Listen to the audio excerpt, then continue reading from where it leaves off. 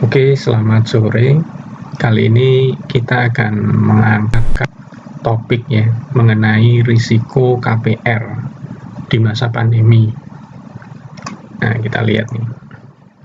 Nah, ini saya angkat karena menarik. Berdasarkan ini ya banyaknya ajakan-ajakan untuk membeli rumah dikala pandemi ini, karena harga rumah memang sedang turun, harga properti itu anjlok gitu. Nah, beberapa teman ada yang menghubungi gitu kan, posting via WA, ayo ambil KPR sekarang nih, mumpung bunganya sedang rendah. Nah, bunga bank dan harga properti sedang anjlok gitu, alasannya itu. Nah, apakah memang benar sekarang ini saat yang tepat? Nah, kita harus melihat dari sisi risikonya juga. Mari kita lihat. Nah, jadi jangan buru-buru ngambil ya.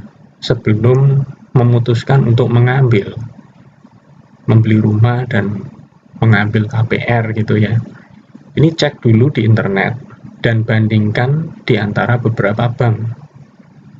Cek dulu bunganya dan bandingkan gitu.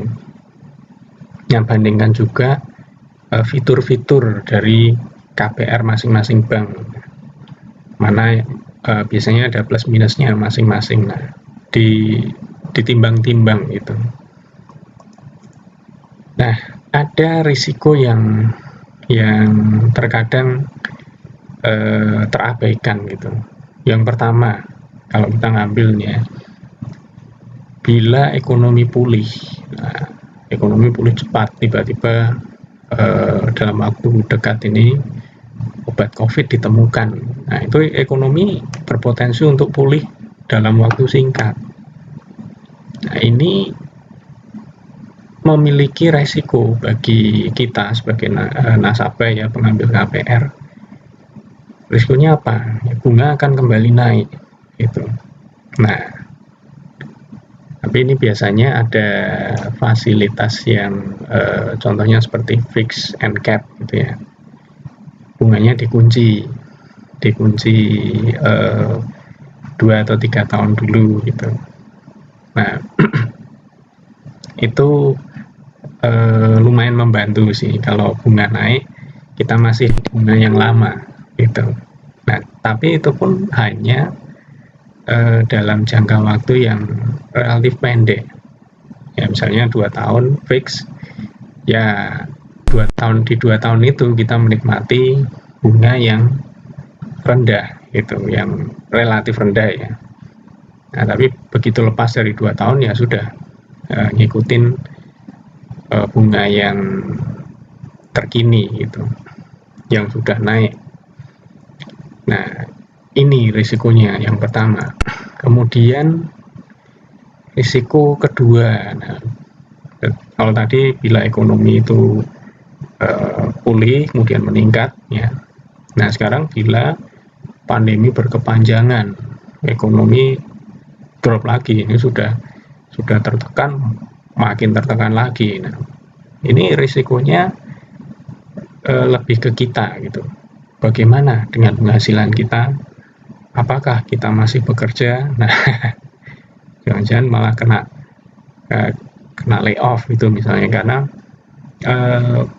bisnis itu kalau ketika ekonomi berkontraksi ya mereka ikut tertekan juga. Ini hampir semua industri ya itu terkena di masa pandemi ini ya. Ya, ketika ekonomi berkontraksi, mengkerut ya, skala bisnis ikut menciut juga.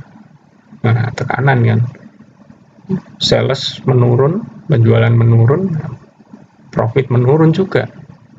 Mau nggak mau menekan biaya operasional. Nah, biasanya yang dihantam pertama kali ya sumber daya manusia, dipotong, skala bisnis dikecilin.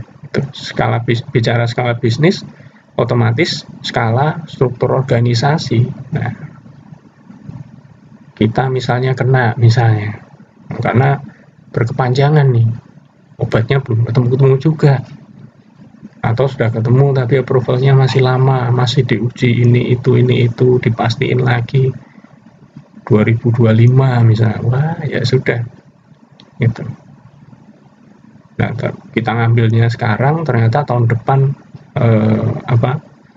kena gitu, kena ini program layoff-nya. Wah, ya berantakan rencana kita, ya kan. Nah, ini lebih ke resiko tersebut. Yang kita harus hati-hati, harus pertimbangkan benar-benar gitu ya. Nah, kalau ditanya terus kalau Anda misalnya gimana rekomendasinya? Kalau saya misal ada uang investasi properti itu ya saat ini ya secara cash aja, kalau memang ada cashnya gitu. Nah, kalau misal nggak ada ya harus ambil KPR misalnya, ya tetap seperti strategi yang konvensional. Nah, DP yang sebesar-besarnya biar cicilannya kecil. Nah, itu yang yang saya rekomendasikan bila kita membeli rumah di saat ini ya, di masa pandemi ini. Nah, apalagi kalau harus terpaksa ambil KPR gitu. Nah, tetap pakai cara konvensional saja gitu. Nah, sekali lagi di masa krisis ini usahakan pegang cash dan nabung yang sebanyak-banyaknya yang kita bisa. Jadi berhemat itu adalah strategi defense secara finansial konvensional memang. Oke, begitu saja pembahasan kita. Sekian dan terima kasih, sampai jumpa lagi.